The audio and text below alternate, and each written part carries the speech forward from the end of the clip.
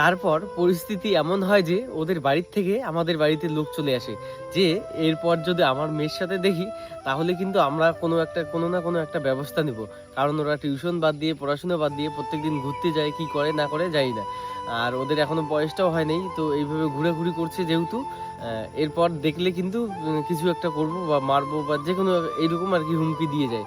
আমাদের বাড়ির লোকও রাগ হয়ে যায় যে ও টিউশনে গিয়ে এরকম এরকম করে। আর তাছাড়াও মানুষের মুখে একটু একটু শুনছে। আর কোনো মেয়ের বাড়ির লোক এসে যদি কোনো ছেলের বাড়িতে বলে যে তোমার ছেলে আমার মেয়ের সাথে এরকম করে বেড়াচ্ছে, তো স্বাভাবিক রাগ হবেই। তো না, আমার বাড়ির থেকে বলে দেয় যে এরপর যদি দেখো তাহলে না ওর হাত পা ভেঙে যা কিছু করার করে দিই। এই ভয়ে 1-2 দিন 3 দিন টিউশন যাওয়া বন্ধ হয়ে যায়, আর ওর সাথে যোগাযোগ রাখাটাও বন্ধ হয়ে যায়। তারপর হঠাৎ আবার টিউশন যাওয়া শুরু করি ভয়ে ভয়ে, কিন্তু ওর সাথে কথা বলার সাহস পাই না। ও আমার সাথে কথা বলার সাহস পায় না। কারণ ও বাড়িতে অনেক মার খেয়েছিল। আমিও বাড়িতে অনেক মার সহ্য করেছি, গালি সহ্য করেছি এর জন্য। ওর সাথে তো ডাইরেক্ট কথা বলতে পারতাম না। কি করতাম, ওর বান্ধবী বা ফ্রেন্ড এদের দ্বারাই কথা বলাতাম। তো এইভাবে দিনকাল কিছুদিন চলতে থাকে। তারপর হঠাৎ এমন হয়, আমার একটা বন্ধু ছিল।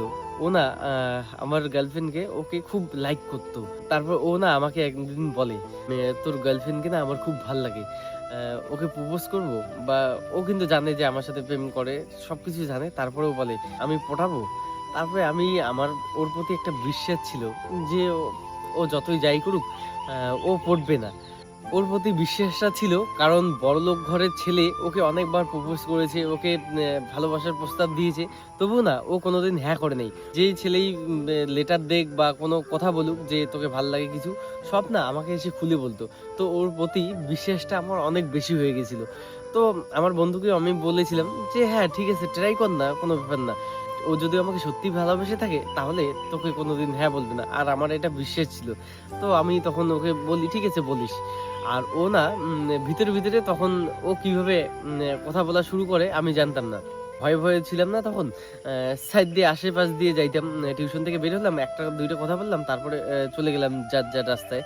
আর এমনভাবে আমাদের পাহারা দিচ্ছিল ওদের বাড়ির লোক, আমাদের বাড়ির লোক, যে রাস্তার দূরের থেকে না আমি বুঝতে পারতাম যে হ্যাঁ ওর দাদা ওইখানে দাঁড়িয়ে আছে, বা ওর বাবা দাঁড়িয়ে আছে, কাকু দাঁড়িয়ে আছে। তো দেখতে পারতাম। তো ওইভাবে কথা বলতে পারতাম না। আর ও বন্ধু বান্ধবীদের সাথে কথা বলতো, তো ওটা অত ম্যাটার করতো না।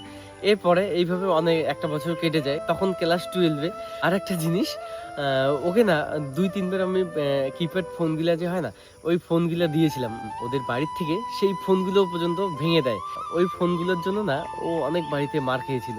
আর ও এতটা জেদি ছিল, ও না বাড়িতে একদম জোর গলায় বলতো যে আমি ওকেই ভালোবাসি, ওকেই বিয়ে করব। তখন বয়সটা একটু কম ছিল, তবুও না ওর মাথায় এমন জেদ ছিল যে আমাকে ছাড়া কিছুই বুঝতো না, তো এরকম করতো। আর মোবাইলগুলো যেহেতু বারবার ভেঙে দিত, তো আমার কাছে অতটা টাকাও ছিল না, তো একটু কাজ করতাম এদিকে ওইদিকে বা ইলেকট্রিক কাজ টাজ। আমি যেহেতু কাজকে ভালোবাসতাম, কোনো কাজ করতে অত কষ্ট বোধ হতো না। তার মধ্যে আরো ভালোবাসার মানুষকে কিছু দেওয়ার জন্য কষ্ট করা তো কোনো ব্যাপারই ছিল না। তো এইভাবে প্রায় ক্লাস 12 পর্যন্ত চলে যাই। 9 থেকে আস্তে আস্তে 12 পর্যন্ত চলে যাই। উচ্চ মাধ্যমিকের যেদিন রেজাল্টের দিন আসে, সেদিন আমার সাথে একটা বড় আর কি গেম চেঞ্জের ঘটনা হয়ে যায়।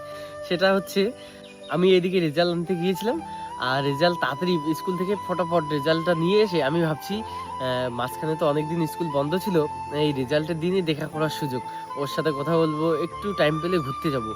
তো আমি ফটাফট স্কুল থেকে আমার রেজাল্টটা তাড়াহুড়ো করে একদম স্যারের কাছে গালিগালাজ খেয়ে সবার আগে রেজাল্টটা নিয়ে নেই। রেজাল্টটা নিয়েই তখন ওর সাথে দেখা করতে আসি।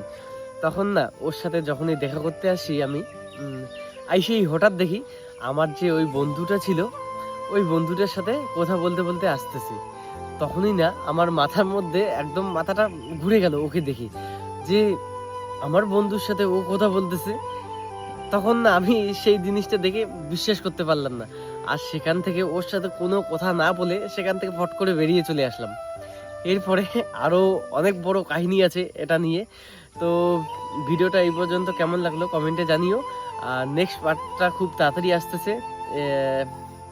তো টাটা, বাই বাই।